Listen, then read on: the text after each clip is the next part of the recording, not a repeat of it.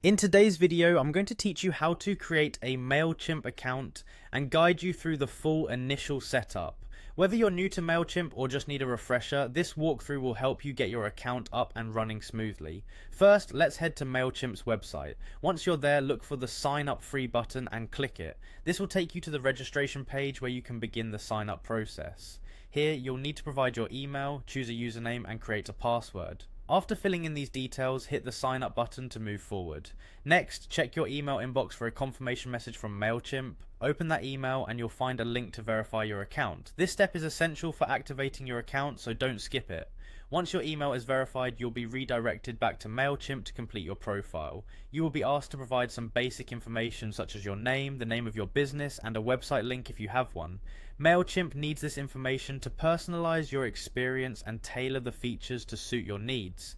It's also crucial to enter your business address and other related information. This step is important because it helps ensure compliance with email marketing regulations. Once this information is provided, you'll be ready to choose a plan that suits your needs. The choice ranges from free plans to those offering more advanced features.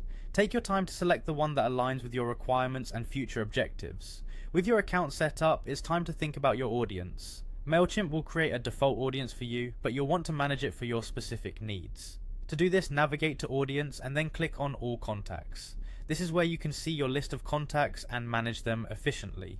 If you have contacts you need to import, you have a couple of options. You can do this manually or import them from a CSV file, simplifying the process if you already have contact lists ready.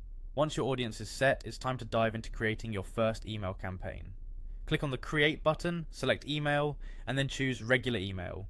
You'll be prompted to choose a template that you can customize with your desired content. Take advantage of Mailchimp's robust tools to personalize this to your liking.